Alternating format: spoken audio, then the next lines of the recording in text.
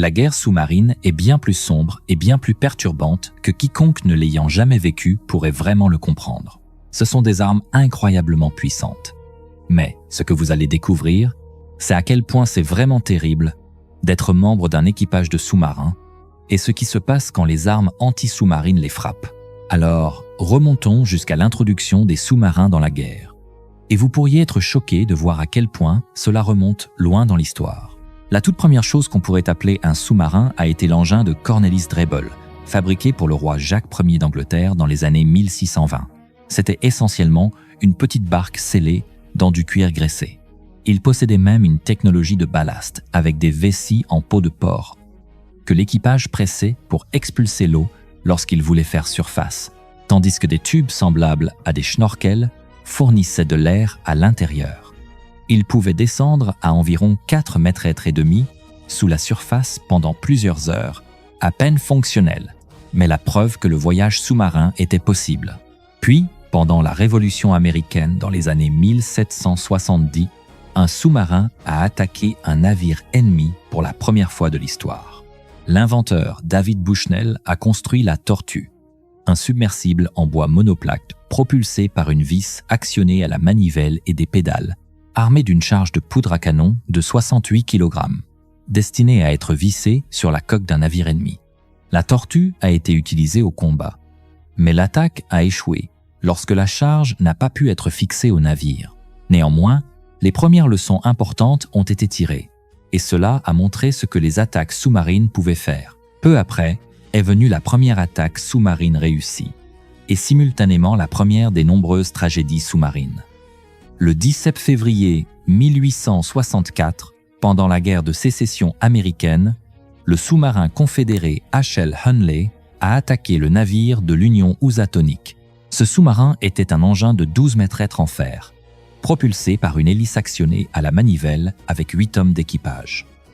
À l'avant se trouvait une torpille à espar de 60 et 1 kg fixé à une longue perche. L'équipage a réussi à atteindre le navire de l'Union sous l'eau et à activer la charge. L'explosion a envoyé le Housatonic par le fond.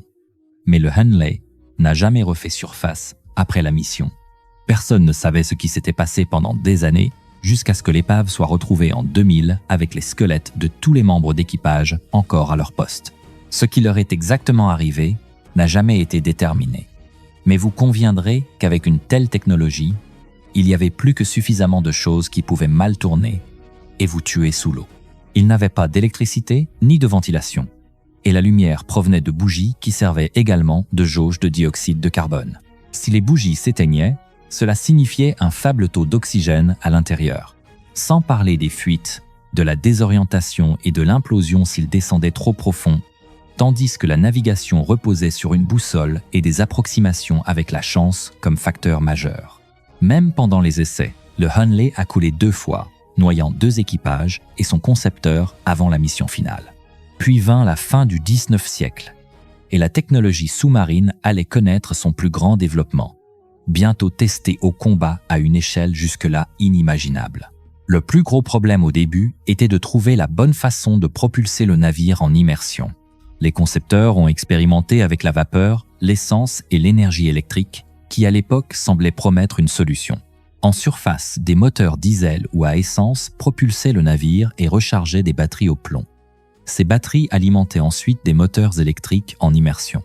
Les moteurs électriques étaient silencieux, sans échappement, et ils donnaient aux sous-marins environ 4 à 8 heures d'immersion selon la vitesse. On les appelle sous-marins, mais c'étaient plutôt de petits bateaux torpilleurs étroits qui pouvaient aller sous l'eau pendant un bref instant, loin des standards des sous-marins d'aujourd'hui. Cependant, c'était révolutionnaire pour l'époque. Et bientôt, sur la base de cette conception, les premiers sous-marins sont entrés en service dans les marines de plusieurs pays. Les Allemands étaient au début sceptiques vis-à-vis de leur premier U-boot, qui d'ailleurs est l'abréviation d'Unterseeboot. Leur arme principale était bien sûr la torpille. Au début, elle utilisait de l'air comprimé pour entraîner une petite hélice et transporter une ogive d'environ 45 à 90 kg d'explosifs. Les premières torpilles étaient tout sauf précises ou fiables, et en lancer une était presque aussi dangereux pour l'équipage du sous-marin que pour le navire qu'ils attaquaient. Elles pouvaient exploser prématurément ou même faire demi-tour vers le sous-marin qui les avait lancées. Et bien sûr, un grand pourcentage ne fonctionnait pas.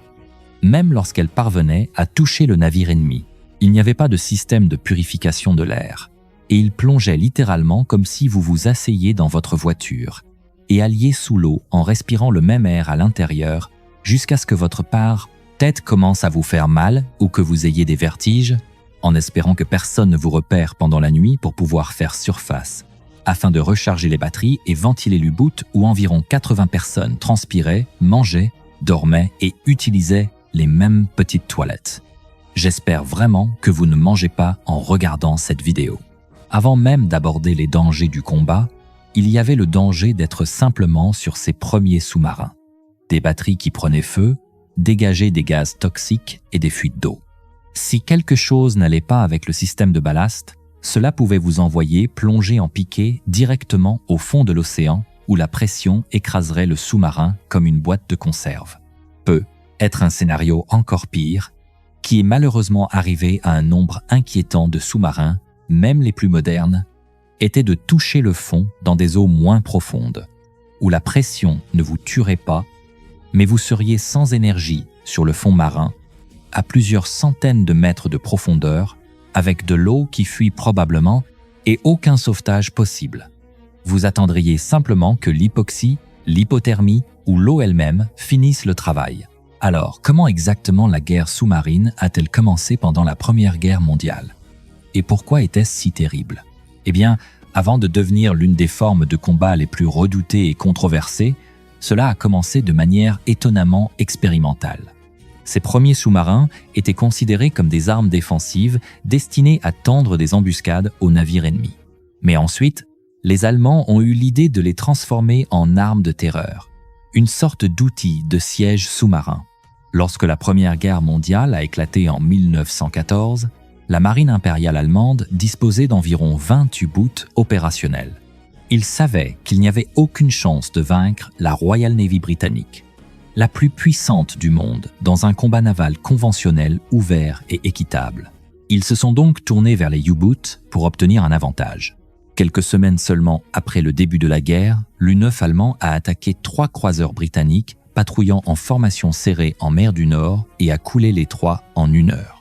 Plus de 1400 marins britanniques sont morts. Mais ce n'était que le début, car les Allemands ont réalisé qu'en attaquant la marine marchande, ils pouvaient saper la capacité de la Grande-Bretagne à faire la guerre et essentiellement assiéger l'île juste sous le nez de sa puissante flotte de surface. L'Allemagne a déclaré la guerre sous-marine sans restriction et a envoyé tous les U-boots disponibles pour attaquer n'importe quel navire autour de la Grande-Bretagne, militaire ou non. Au début, les deux camps ont essayé de suivre les lois maritimes de longue date connues sous le nom de règles de prise. Un navire de guerre, ou dans ce cas un U-boot, pouvait arrêter un navire marchand ennemi, monter à bord et le fouiller, et s'il s'avérait qu'il transportait des approvisionnements pour l'ennemi, l'équipage recevait l'ordre d'abandonner le navire avant de le couler. C'était considéré comme une question d'honneur, et au début, ils essayaient de suivre ces règles. Cependant, cette chevalerie n'a pas duré longtemps, car les Britanniques ont commencé à armer leurs navires marchands avec des canons de pont et à créer les soi-disant navires pièges. Des navires marchands déguisés construits spécifiquement pour chasser les sous-marins. Quand un U-boot faisait surface pour les arrêter pour inspection, ils ouvraient le feu sur lui. Ainsi, les règles honorables de la guerre ont rapidement été jetées par la fenêtre. En seulement 6 mois, en 1915, plus de 500 navires ont été coulés autour de l'Angleterre par les U-boots. L'exemple le plus célèbre était le RMS Lusitania, qui transportait 2000 personnes à bord et s'est également avéré transporter des munitions pour la Grande-Bretagne. Il a été touché par l'U-Wind et la torpille a déclenché une explosion interne massive, envoyant l'énorme paquebot par le fond en seulement 18 minutes. Environ 1200 personnes sont mortes, dont 128 Américains, ce qui est dit être l'une des raisons pour lesquelles l'Amérique est entrée en guerre. Les navires marchands naviguant sans protection devaient maintenant former des convois avec des destroyers et des avions patrouillant autour d'eux pour les protéger, éteignant leur lumière la nuit et naviguant en zigzag pour devenir des cibles plus difficiles pour les U-boots. Mais les Allemands ont introduit des U-boots plus récents et plus gros, et le jeu du chat et de la souris s'est poursuivi. Cela a atteint le point où les approvisionnements alimentaires de la Grande-Bretagne sont tombés à seulement quelques semaines, parce que si peu de navires atteignaient l'île. En 1917, l'Amérique était entrée en guerre et a lancé tout ce qu'elle avait contre les U-boots allemands. Les équipages navals ont commencé à utiliser des hydrophones pour écouter le ronronnement des hélices et des moteurs des U-boots, les localisant approximativement par le son et larguant un schéma de grenade sous-marine réglé pour exploser à différentes profondeurs afin d'augmenter les chances de les toucher. Une explosion sous-marine envoyait une onde de choc qui, si elle était assez proche, pouvait rompre la coque d'un U-boot ou le forcer à faire surface. Après l'explosion, les marins cherchaient de l'huile remontant à la surface, ce qui indiquait que l'U-boot avait été détruit avec son équipage de 80 hommes. Il y avait aussi d'autres tentatives pour contrer les U-boots, comme les mines sous-marines et les filets. Les mines étaient utilisées, un peu comme sur Terre, pour interdire certaines zones et les transformer en zones mortelles. Elles étaient grandes et puissantes. Une seule pouvait facilement détruire un U-boot ou même un navire plus grand. Les filets étaient faits de treillis métalliques lourds et de fils tendus à travers d'importants passages étroits pour refuser l'accès aux U-boots ou protéger les ports. Si un U-boot heurtait un filet, il pouvait s'y emmêler et être forcé de faire surface où il serait alors détruit. Les Alliés exploitaient également des sous-marins primitifs pendant la Première Guerre mondiale, mais ils étaient principalement utilisés pour le blocus et la patrouille, coulant environ 200 navires tout au long de la guerre. Ils n'étaient nulle part aussi massivement utilisés que les U-boots allemands, donc ils n'ont pas subi de telles pertes horrifiques. Lorsque la guerre s'est terminée, 178 U-boots allemands avaient été détruits, plus de la moitié de leur total, et 5000 membres d'équipage sur 17 000 ont été tués. Cependant, ce n'était encore rien comparé à ce qui allait se passer lors de la prochaine guerre mondiale. Après avoir perdu la guerre, les Allemands ont dû livrer tous leurs U-boots survivants et se sont vus interdire par le traité de Versailles d'en produire à nouveau. Mais les Allemands, sachant à quel point les U-boots étaient efficaces, ont fait preuve de créativité et ont trouvé des moyens de les développer quand même. Dans les années 1930, Adolf Hitler et l'amiral Karl Dönitz ont commencé à reconstruire la flotte d'U-boots par le biais de sociétés écrans secrètes dans d'autres pays. Ils ont rapidement mis au point le Type Sept, un sous-marin robuste de 60 septmètres qui transportait 11 torpilles et un système diesel électrique amélioré, lui donnant une autonomie d'environ 11 000 km. Peu après est arrivé le Type 9, encore plus grand. Il pouvait voyager jusqu'en Amérique du Sud et en Afrique et transporter 2 fois plus de torpilles. En 1939, l'Allemagne disposait de 56 U-boots opérationnels prêts à terroriser à nouveau les navires alliés dans ce que les équipages allemands appelaient la première période heureuse. Lorsque la guerre a éclaté, les U-boots, tirant les leçons de la guerre précédente, ont immédiatement attaqué le commerce. Et avant que les systèmes de protection alliés ne puissent être déployés, ils ont coulé plus de 270 navires marchands alliés, envoyant environ 1,5 million de tonnes de fournitures par le fond. Ils ont utilisé de nouvelles tactiques de meute de loups pour rendre leur petite flotte beaucoup plus efficace. Les sous-marins patrouillaient indépendamment et lorsque l'un repérait un convoi allié, il alertait les autres par radio pour converger pour une attaque nocturne coordonnée. Ils suivaient les convois et sous le couvert de la nuit, faisaient surface et attaquaient de toutes les directions, plongeant à nouveau avant que les défenseurs ne puissent s'organiser pour riposter. C'était une tactique dévastatrice, même contre des convois bien protégés. La première période heureuse a duré jusqu'à ce que les Britanniques améliorent leurs escortes et que les patrouilles aériennes recherchent diligemment tout signe d'U-boot. Mais ensuite est venue la deuxième période heureuse lorsque l'Allemagne a déclaré la guerre aux États-Unis. Les U-boots ont maintenant attaqué la côte est complètement non protégée de l'Amérique lors de l'opération Pockenschlag. 5 sous-marins de type 9 ont traversé l'Atlantique et ont commencé à faire des ravages sur les navires américains. Ils ont coulé 25 navires en seulement 3 semaines. Et lorsque des U-boots de renfort sont arrivés, en quelques mois, ils avaient coulé 609 navires alliés.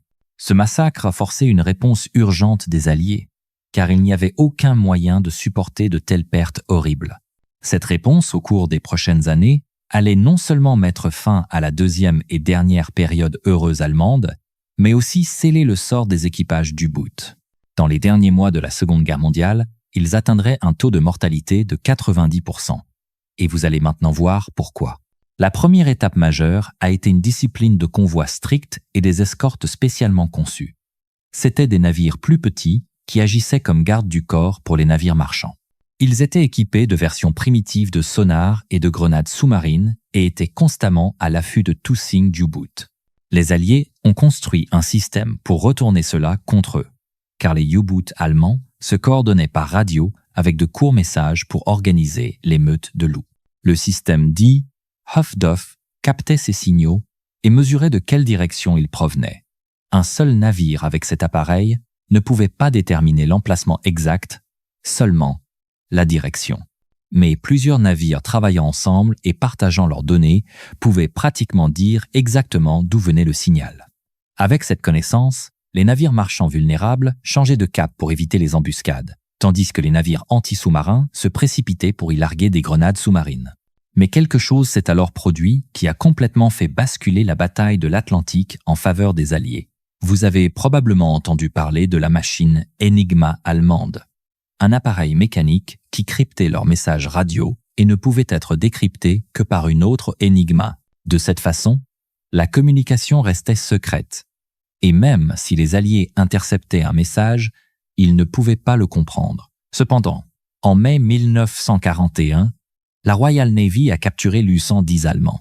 Et avant qu'il ne coule et que l'équipage ne puisse le détruire, ils ont réussi à saisir une machine Enigma intacte et des livres de code. Cela a fourni le chaînon manquant pour le renseignement allié, qui travaillait à casser le code depuis le début de la guerre. Bientôt, les Alliés pouvaient lire les messages allemands, mais ils devaient s'assurer que les Allemands ne s'en rendent jamais compte. Ils choisissaient donc soigneusement sur quel message intercepter agir.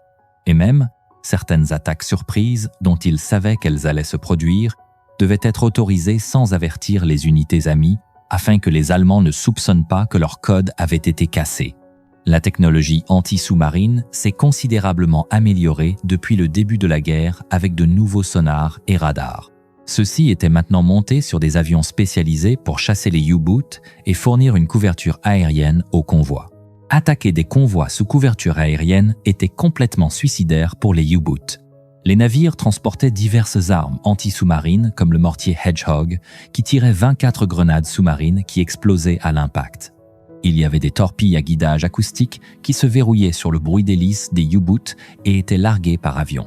Plus tard dans la guerre, les avions transportaient des roquettes et des canons pour la chasse aux sous-marins, comme le bombardier Mosquito avec son canon de 57 mm qui pouvait percer la coque d'un sous-marin avec facilité. Avec tous ces facteurs combinés, la vie des équipages du U-boot allemand est devenue incroyablement dangereuse et, courte. En mai 1943 seulement, 41 U-boots ont été détruits. Sur environ 1160 U-boots allemands, 785 ont été détruits tout au long de la guerre. Et écoutez bien ceci, sur 40 000 hommes d'équipage, environ 30 000 ont été tués. Alors oui, ils ont causé beaucoup de dégâts à l'effort de guerre allié, mais être membre d'équipage d'U-boot était presque une condamnation à mort, et une condamnation à mort dans certaines des pires manières possibles. Après la Seconde Guerre mondiale, les sous-marins n'ont fait qu'évoluer. Le plus grand changement étant l'introduction de l'énergie nucléaire en 1955. L'USS Nautilus est devenu le premier sous-marin à propulsion nucléaire et a complètement changé la guerre sous-marine. Propulsé par un réacteur nucléaire et équipé d'autres technologies de pointe, les sous-marins modernes ne sont limités que par la durée pendant laquelle l'équipage peut se passer de réapprovisionnement, pratiquement juste par la nourriture. En théorie, ils peuvent rester immergés indéfiniment. En termes simples, un réacteur nucléaire crée de la chaleur qui fait bouillir l'eau pour produire de la vapeur, qui fait alors tourner des turbines qui propulsent le sous-marin et entraînent des générateurs qui produisent de l'électricité. Lorsque la vapeur refroidit, elle se condense à nouveau en eau et le cycle recommence sans besoin de faire surface pour quoi que ce soit, du moins tant que rien ne tombe en panne. Un réacteur nucléaire peut durer environ 20 ans avant de nécessiter un entretien. Les sous-marins modernes disposent également de systèmes de purification de l'air et d'un moyen de produire de l'oxygène grâce à un processus appelé électrolyse. L'eau de mer est pompée dans une machine qui, par une réaction chimique, divise les molécules en hydrogène et en oxygène. Ils peuvent également dessaler l'eau de mer et la transformer en eau potable. Cela signifie que les sous-marins modernes peuvent rester immergés pendant des mois. Et les seules véritables limitations sont la nourriture et la santé mentale de l'équipage. Ce n'est pas idéal pour la santé mentale de passer 6 mois sous l'eau dans un intérieur exigu avec une centaine d'autres hommes. Et ce n'est même pas en comptant le manque de lumière du soleil et d'autres problèmes de santé qui viennent avec le fait d'être sous-marinier. Avec des réacteurs nucléaires et des ogives nucléaires modernes, des torpilles et des missiles balistiques, les dangers et les responsabilités sont toujours là. Et il y a eu plusieurs accidents horrifiques, même avec les sous-marins les plus modernes. Mais nous pourrions parler de ceci dans une autre vidéo si vous êtes intéressé.